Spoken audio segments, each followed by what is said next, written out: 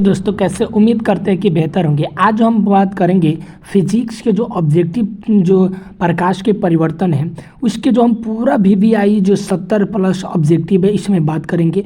और आपको जो हम बता दें इसमें जो पूरा चैप्टर लिया गया है, ऑल चैप्टर लिया गया है, ठीक है। इसका जो पीडीएफ हम प्रोवाइड करेंगे सिर्फ फ्री में प्रोवाइड करेंगे। आपको सिर्फ वीडियो को पूरा वॉच करना है, ठीक है, और ज़्यादा आपको ठीक है वॉच करना है और अपने दोस्तों के साथ शेयर करना है और वीडियो को लाइक कर दीजिए और चैनल को सब्सक्राइब कर दीजिए। चलिए वीडियो की तरफ बढ़ते हैं। इसमें जो कहा गया है प्रकाश किसका रूप है, तो ऑप्शन नंबर जो हो जाएगा बी, ऊर्जा का रूप होता है, तो ये बी नंबर करेक्ट है। पूरा हम उत्तर के साथ आपको ऑब्जेक्टिव क्वेश्चन पूरा देंगे, एक चैप्टर से लेकर और जो हो जाएगा आपके 6 चैप्टर होंगे पूरा दिया जाएगा, ठीक है, वो भी फ्री में, ठीक है। आपको इस नंबर पर, किस नंबर पर, इस नंबर पर आपको क्या करना है, हाई लिखकर एसएमएस कर देना है, बस कुछ कॉल नहीं करना है, ठीक है।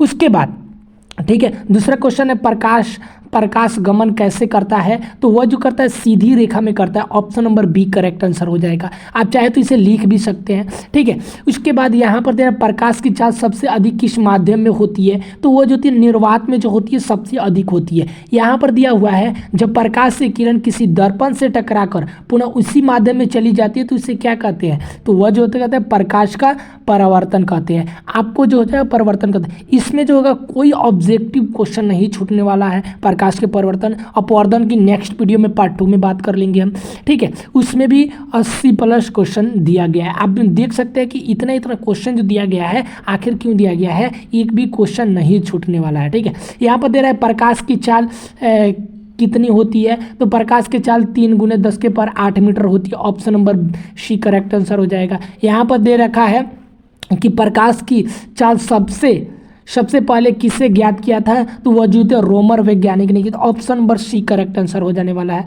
ठीक है। इसके बाद यहाँ पर देख सकते हैं, यहाँ पर दिया हुआ है कि प्रकाश क्या है, कि प्रकाश किस प्रकाश का तरंग है, तो आप जानते हैं कि अनुप्रस्थ तरंग है। Option number A correct answer. पूरा जो हम करेंगे वीवीआई क्वेश्चन बात करेंगे जो एग्जाम में पूछे गए हैं और जो पूछने का संभावना है, ठीक है। जिस वस्तु से प्रकाश का अपना प्रकाश होता है उसे हम क्या कहते हैं, तो ये जो कहते हैं अदीप्त कहते हैं। Option number A correct answer ना, अब प्रदीप न कहते हैं, प्रदीप का option number C B correct answer हो जाएगा।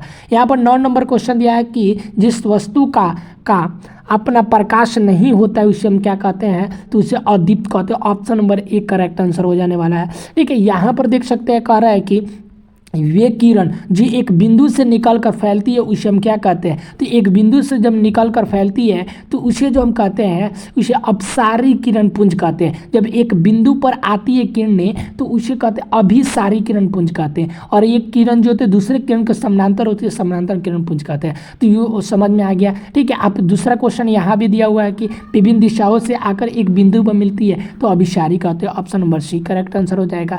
यहाँ पर देख सकते हैं दिया हुआ है, क्या दिया हुआ है कि वैसा किरण पुंज एक दूसरे के समानांतर होते हैं उसे हम क्या कहते हैं, समानांतर किरण पुंज कहते हैं। तो ऑप्शन नंबर जो हो जाएगा एक करेक्ट आंसर हो जाएगा, ठीक है। इसके बाद यहाँ पर देख सकते हैं क्वेश्चन जो 13 नंबर क्वेश्चन पूछा गया है, आपतन कोण किसके बराबर होता है, तो आपतन कोण जो होता है आप जानते हैं कि जो होता है परिवर्तन कोण के बराबर होता है। क्वेश्चन ऐसे भी पूछा जाता है, ठीक है। ये जो हो गया ये तो क्वेश्चन पूछ लिया जाए आपतन कोण परिवर्तन कोण के बराबर हो जाता है। कोण आई पूछ देगा कोण किसके बराबर होता है, तो कोण आई जो होता है कोण आर के बराबर होता है। ये भी बात हमें याद रहना चाहिए, ठीक है। इसी को कहते हैं आपतन कोण, जो यानी कोण आई कहते हैं, इसको परिवर्तन कोण आर कहते हैं, ठीक है। याद हमें होना चाहिए, ठीक है। यहाँ पर दे रहा है कि यदि आपतन कोण 60 डिग्री हो तो परिवर्तन कोण क्या होता है। अभी बताया कि कोण आई जो होता है कोण आर के बराबर होता है। आपतन कोण कितना 60 डिग्री दिया है तो ये भी जो हो जाएगा 60 degree. Option number A correct answer हो जाएगा, ठीक है। उसके बाद यहाँ पर दे रखा है कि श्वेत प्रकाश में कितने रंग होते हैं, तो श्वेत प्रकाश में 7 रंग होते हैं। रंग याद रखने के लिए है वैजानिया है पिनाला, इसका ट्रिक रखेंगे याद, ठीक है। तो यहाँ से, ठीक है, यहाँ से क्वेश्चन पूछा गया जब वह यंत्र जिससे छोटी वस्तु को बड़ा करके देखा जाता है, जब वस्तु को छोटा करके बड़ा देखा जाए तो सूक्ष्मदर्शी कहते हैं। क्या कहा जाता है, सूक्ष्मदर्शी कहा जाता है, ठीक है। यहाँ पर और उसके बाद वहीं जो दूरदर्शी किसे कहा जाता है, ये क्वेश्चन भी पूछ लिया जाता है। तो क्या करें, दूर के वस्तु को नज़दीक दिखाए तो वहीं दूरदर्शी है। यहाँ पर देख सकते हैं कि वह यंत्र जिसे दूर वस्तु को स्पष्ट रूप से दिखाता है उसे हम क्या कहते हैं, तो दूरदर्शी कहते हैं। Option number A correct answer हो जाएगा।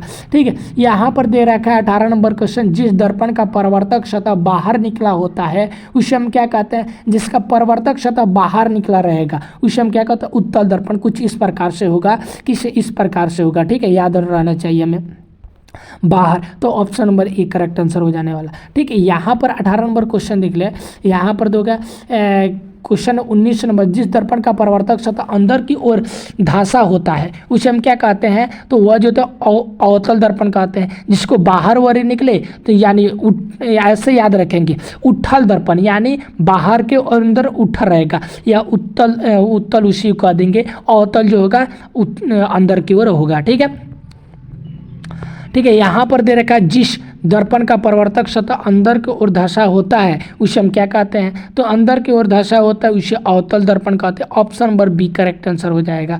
ठीक है, अभी हमने पढ़ा था। ठीक है, यहाँ पर देखा था क्वेश्चन कर रहा है, जिस दर्पण का परावर्तक सतह समतल होता है, तो समतल होता है तो समतल दर्पण करते हैं। तो यहाँ से भी क्वेश्चन पूछा जाता है कि दर्पण क्या है, तो दर्पण वैसा चिकनी चमकदार सतह जिसका एक बार कलई किया रहता है और जिसमें प्रकाश का परिवर्तन आसानी से हो जाता है उसे दर्पण कहते हैं। आप लिख भी सकते हैं। ठीक है, तो यहाँ पर हो गया।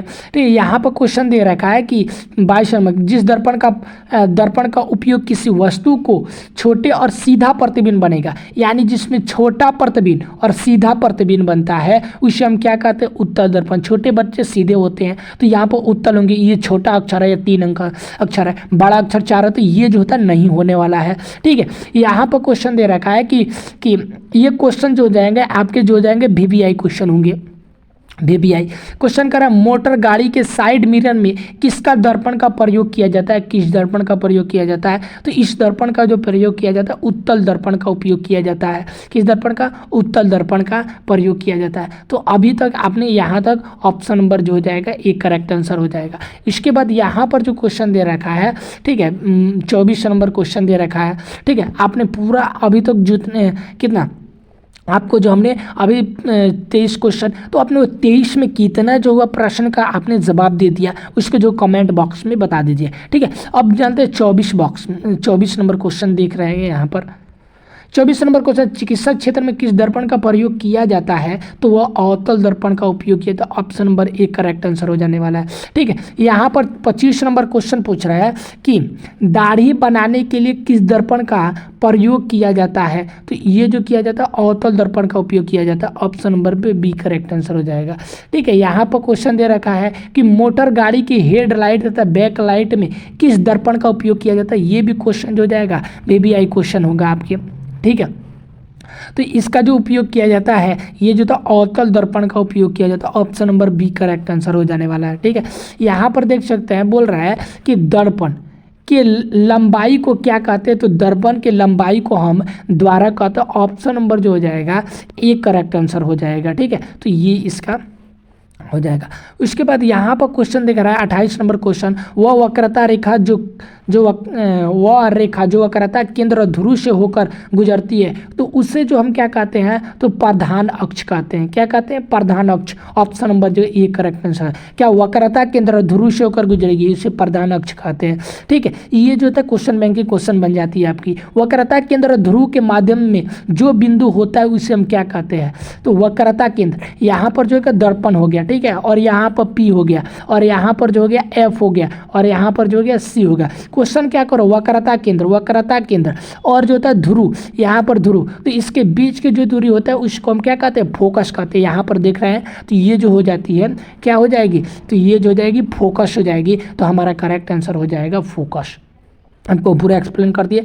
ठीक है, यहाँ तक 29 क्वेश्चन हो गया। 30 क्वेश्चन आप यहाँ पर देख सकते हैं दिया हुआ है। ठीक है, ठीक है, तो अवतल दर्पण में जब वस्तु अनंत पे हो तो वस्तु का प्रतिबिंब कहाँ बनता है, तो वस्तु जब अनंत पर हो तो फोकस पे बनता है। ऑप्शन नंबर जो जाएगा ए करेक्ट, बी करेक्ट। कैसे होता है तो इसके भी आइए हम जान लेते हैं। यहाँ पर जो हो जाएगा दर्पण होगा, ठीक है, ये जो हो गया अनंत हो गया, क्या हो गया अनंत बिंदु हो गया, ठीक है। और यहाँ पर वक्रता केंद्र होगा, वहाँ पर एफ होता है और यहाँ पर पी होता है जिसको ध्रुव कहते हैं, इसको फोकस कहते हैं, वक्रता केंद्र कहते हैं। जब वस्तु को अनंत पर रखा जाता है तो दर्पण से परिवर्तन के बाद फोकस से होकर गुजरती है, हमें ये बात याद होना चाहिए, ठीक है। जब अनंत और वक्रता किच के बीच जब क्या होता है प्रकाश का परिवर्तन होता है तो दर्पण के परिवर्तन के बाद जो होती है ये जो होता है फोकस और वक्रता केंद्र से होकर गुजरती है। और जब सी पर रखा जाता है तो ये जो कहते हैं वक्रता केंद्र पर तो वस्तु जो होता है बराबर बनती है, ये हमें बात होना चाहिए।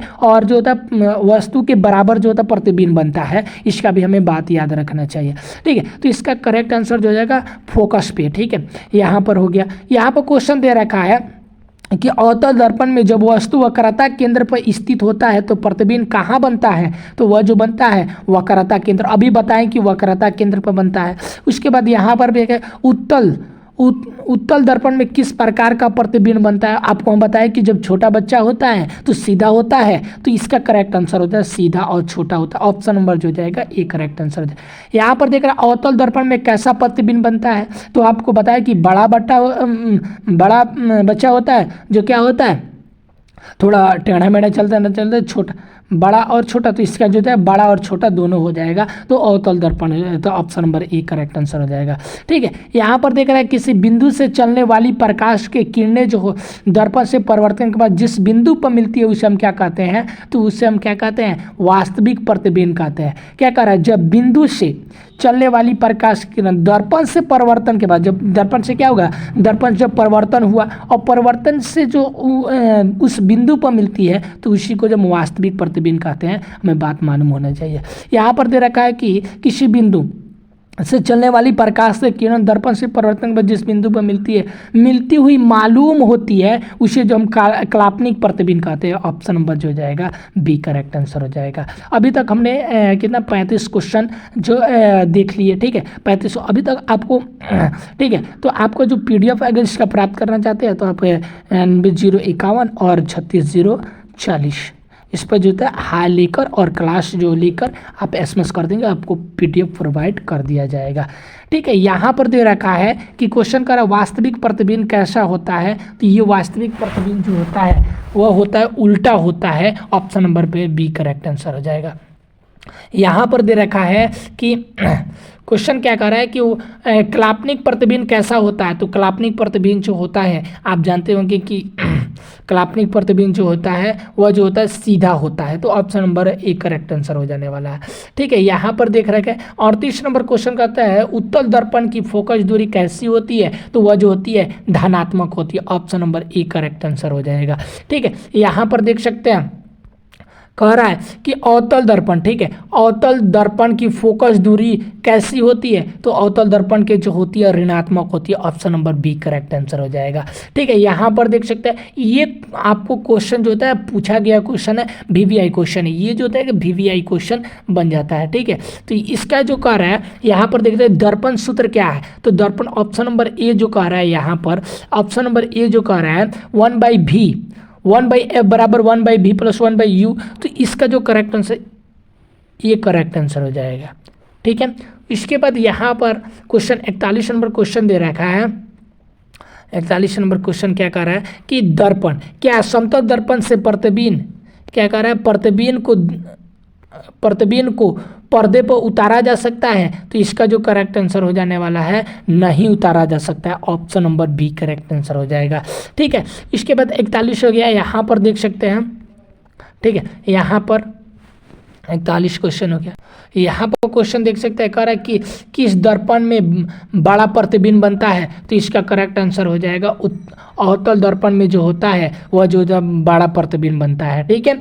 इसके बाद यहाँ पर क्वेश्चन दे रखा है 43 नंबर क्वेश्चन कि क्वेश्चन पूछ रहा है कि जिस दर्पण में वास्तविक प्रतिबिंब नहीं बन सकता उसे हम क्या कहते हैं, जिसमें वास्तविक प्रतिबिंब नहीं बन सकता उसे हम क्या कहते हैं, समतल दर्पण कहते हैं। Option number A correct answer हो जाने वाला है। ठीक है, इसके बाद यहाँ पर देख सकते हैं, कह रहा है कि निम्न में से कौन उत्तल दर्पण की फोकस दूरी जिसके वक्रता केंद्र जो होता है 32 सेंटीमीटर होता है। तो इसका जो फॉर्मूला होता है वक्रता एफ बराबर जो होता है, एफ बराबर जो होता है तो एफ क्या का फोकस दूरी, तो एफ बराबर जो होता है तो होता है एफ बराबर जो होता है r/2 होता है। तो r का मान जो दिया है कितना दिया, 32 दिया है और 2 दिया है, तो इसका हो जाएगा 16 सेंटीमीटर। ऑप्शन नंबर जो जाएगा सी करेक्ट आंसर हो जाएगा। ठीक है, ये फार्मूला हमें याद होना चाहिए, एफ बराबर r/2। ठीक है, उसके बाद यहाँ पर क्वेश्चन देख रहे हैं, वही क्वेश्चन आपको दे दिया गया है कि गोलीय दर्पण में फोकसांतर और वक्रता केंद्र के बीच क्या संबंध है।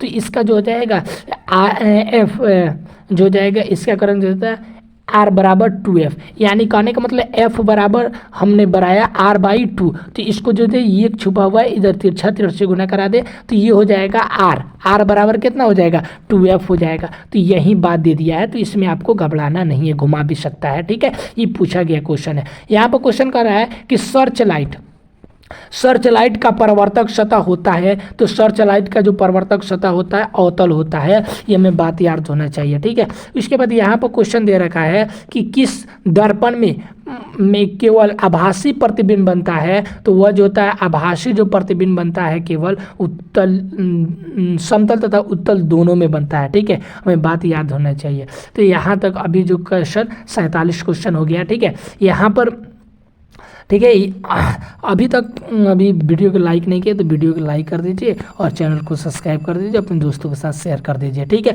उसके बाद यहाँ पर कह रहा है 48 में समतल दर्पण में प्रतिबिंब की प्रवृत्ति क्या होती है, तो इसका जो हो जाएगा आभासी तथा बराबर होती है। ऑप्शन नंबर जो हो जाएगा डी करेक्ट आंसर हो जाने वाला है। ठीक है, डी करेक्ट। इसके बाद यहाँ पर क्वेश्चन दे रखा है, कह रहा है कि गोलीय दर्पण की फोकस दूरी उसके वक्रता त्रिज्या के क्या होती है, आधी होती है। हमने बताया ना एफ बराबर क्या होता है r/2 होता है, तो ये जो होता है आधी होती है। ठीक है, इसके बाद यहाँ पर 50 नंबर क्वेश्चन दे रखा है, एक समतल दर्पण में बना प्रतिबिंब हमेशा होगा, तो क्या होगा, तो हमेशा जो होगा उत्तल दर्पण में वास्तविक और हासित होगा, वास्तविक और हासित होगा। उसके बाद कह रहा है कि काल्पनिक और हासित होगा, वास्तविक और आवर्धित होगा, काल्पनिक और आवर्धित होगा, तो इसका करंट बी करेक्ट आंसर हो जाने वाला है। ठीक है, उसके बाद यहाँ पर 50 नंबर क्वेश्चन देख रहा है, ईंट है, ईंट क्या है, तो एक पारदर्शी है, नहीं परभाषी है, नहीं अपारदर्शी। ऑप्शन नंबर बी हो जाएगा, करेक्ट आंसर हो जाएगा। क्वेश्चन यहाँ पर संयुग्मी फोकस संभव केवल होता है, तो वह जो होता है कहाँ होता है, तो इसका जो करेक्ट आंसर हो जाएगा अवतल दर्पण में होता है। ठीक है, इसके बाद यहाँ पर क्वेश्चन दे रखा है, क्या दे रखा है कि एक उत्तल दर्पण को फोकस दूरी 20 सेंटीमीटर, अभी बताया था ना कितना होता है 20 सेंटीमीटर, तो वक्रता त्रिज्या क्या होता है r बराबर आपको फॉर्मूला बताया कि 2f होता है, तो कितना है f का मान दिया तो 20 जो 40 हो जाएगा, दुगुना हो जाता है, तो डी हो जाएगा। ठीक है, अगर r दिया रहे, ठीक है, अगर r पूछे तो दुगुना हो जाता है, अगर f पूछे तो आधा हो जाता है, ये बात हमें याद होना चाहिए। ठीक है, यहाँ पर दे रखा है कितना नंबर क्वेश्चन, 54 नंबर क्वेश्चन कह रहा है कि यदि किसी वस्तु के एक दर्पण के प्रमुख किसी भी दूरी पर रखने से उस वस्तु का प्रतिबिंब सदैव छोटा बनता है तो दर्पण होगा। तो ये जो होता है क्या होगा, उत्तल दर्पण होगा। आपने बताया कि छोटा होगा और सदैव सीधा होगा, तो वह जो बनती है क्या बनती है, तो वह जो होती है उत्तल दर्पण होती है। इसको हम बात को बताए थे। ठीक है, यहाँ पर क्वेश्चन दे रखा है कि उत्तल दर्पण से प्रतिबिंब सदैव बनता है वक्रता केंद्र और फोकस के बीच, वक्रता केंद्र और अनंत के बीच, ध्रुव और फोकस के बीच, तो इसका करेक्ट आंसर हो जाएगा ध्रुव और फोकस के बीच। 56 नंबर क्वेश्चन है, किसी वस्तु को हम तभी देख पाते हैं जब वह वस्तु प्रकाश को, तो या इसका करेक्ट आंसर हो जाए बी, जो परिवर्तित करे। तो ऑप्शन जो परिवर्तित के कारण जो हमें क्या करता है, किसी भी वस्तु को हम देख पाते, अगर परिवर्तित नहीं होता तो हम नहीं देख पाते। 57 नंबर क्वेश्चन कर रहा है कि प्रकाश एक है, तो इसका जो हो जाता है ऊर्जा है, क्या है, ऊर्जा है। ठीक है, उसके बाद 58 नंबर क्वेश्चन कर रहा है किसी वस्तु को अवतल दर्पण द्वारा बना प्रतिबिंब आभासी सीधा तथा वस्तु से बड़ा पाया गया तो वस्तु की स्थिति कहाँ होना चाहिए, तो वह होना चाहिए, तो कैसा होना चाहिए, तो इसका जो करेक्ट आंसर हो जाने वाला डी करेक्ट, दर्पण के ध्रुव तथा मुख्य फोकस के बीच।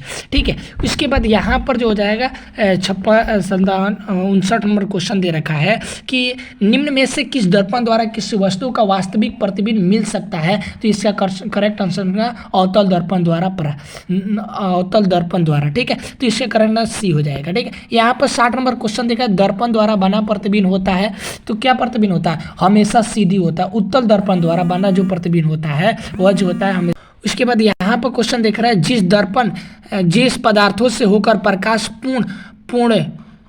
पूर्णरूपेण निकल जाता है उसे हम क्या कहते हैं, तो पारदर्शी कहते हैं। जिससे प्रकाश पार कर जाता है उसी को हम क्या कहते हैं, उसी को जो हम कहते हैं पारदर्शी कहते हैं। ठीक है, उसके बाद यहाँ पर दे रखा है 62 नंबर क्वेश्चन, प्रकाश जिस सतह से टकरा अपने माध्यम में लौट जाती है उसे परावर्तक सतह कहते हैं, हमें याद होना चाहिए। ठीक है, उसके बाद इसके बाद यहाँ पर क्वेश्चन कर रहा है, सोलर कुकर में व्यवहार किया जाता है, तो किसका, अवतल दर्पण का उपयोग किया जाता है। ठीक है, तो इसका भी आप 3 आता है कि अवतल दर्पण का उपयोग लिखे, तो उसका जो होता है सोलर कुकर में और दर्पण किसका, दाढ़ी बनाने में, तो इसका 2 लिख सकते हैं और एक जो होता है इसके साइड मिरर के रूप में किया जाता है, जो होता है मिरर के रूप में किया जाता है। ठीक है, तो इसका उसके बाद यहाँ पर दे रखा है कि परिवर्तित किरण अभिलंब के साथ आपतन बिंदु पर जो कोण बनाती है उसे हम क्या कहते हैं, तो उसे आपतन कोण कहते हैं। ऑप्शन नंबर जो हो जाएगा ए करेक्ट आंसर हो जाएगा। ठीक है, तो यहाँ पर 64 नंबर क्वेश्चन हो गया। यहाँ पर देख सकते हैं कह रहा है कि क्लापनिक प्रतिबिंब हमेशा होता है, तो वह जो होता है कहाँ होता है, तो सीधा होता है। 66 नंबर क्वेश्चन कर रहा है कि समतल दर्पण में प्रतिबिंब आवर्धित होता है, तो ये जो था 1 के बराबर होता है, तो ये जो था पूरा VVI क्वेश्चन है। ठीक है, उसके बाद यहाँ पर देख सकते हैं क्वेश्चन 67 नंबर क्वेश्चन पूछ रहा है कि गोलीय दर्पण की दूरी को सदा किसके सापेक्ष मापते हैं, तो ये जो मापते हैं किसके, ध्रुव के मापते हैं, तो हमेशा जो क्या किया जाता है, P से मापा जाता है। ठीक है, उसके बाद यहाँ पर क्वेश्चन 68 नंबर क्वेश्चन का मोटर गाड़ी के चालक के सामने लगा रहता है उसे हम क्या कहते हैं, तो ये जो है कौन सा दर्पण रहता है, तो उत्तल दर्पण रहता है। ठीक है, उसके बाद यहाँ पर जो क्वेश्चन कर रहा है कि प्रकाश के परिवर्तन का नियम जो तो होता है, क्या होता है, कोण R कोण I के बराबर होता है। ऑप्शन नंबर जो हो जाता है सी नंबर हो जाता है, तो इसका ये करेक्ट आंसर। 70 नंबर क्वेश्चन कर रहा है कि अवतल दर्पण की फोकस दूरी उसकी वक्रता त्रिज्या के क्या होती है, तो वो आधी होती है। क्या होती है, आधी होती है। ठीक है, उसके बाद 71 नंबर जो क्वेश्चन यहाँ पर दे रखा है, कह रहा है कि कहाँ पर स्थित होने से वस्तु का प्रतिबिंब अवतल दर्पण के फोकस पर बनता है, तो ये जो होता है अनंत पर होता है। Option number D correct answer हो जाएगा।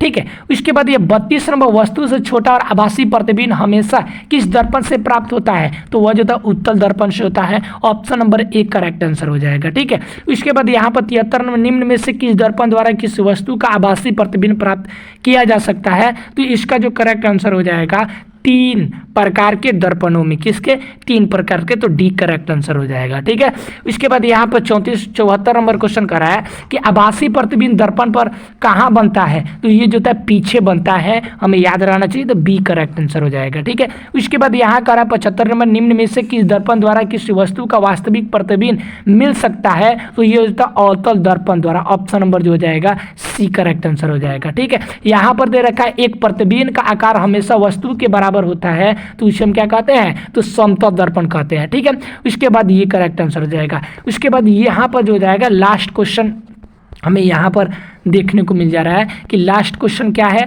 तो लास्ट क्वेश्चन जो है कह रहा है कि वक्रता त्रिज्या 1 मीटर कि अवतल दर्पण की फोकस दूरी जो होती है, तो ये जो होती है क्या होती है, -50 सेंटीमीटर। तो यहाँ से आपको हम जो 77 objective question 70 plus objective question करा दिए, इसके बाद जो हम कराएंगे प्रकाश के परिवर्तन अपवर्तन का। ठीक है, दूसरा चैप्टर जो हो जाएगा हमारा। ठीक है, अभी तक आपने वीडियो को लाइक नहीं किया तो वीडियो को लाइक कर दीजिए और चैनल को सब्सक्राइब कर दीजिए, अपने दोस्तों के साथ शेयर कर दीजिए। ठीक है, उसके बाद PDF के लिए आप 99 और 36 इस पर जो है SMS कर सकते हैं। ठीक है, उसके बाद जो आपको दूसरा जो हो जाएगा PDF जल्द ही मिलेगा, आप कमेंट में टाइप कर दीजिए। ठीक है, दूसरा के लिए मिलते हैं नेक्स्ट वीडियो में। धन्यवाद।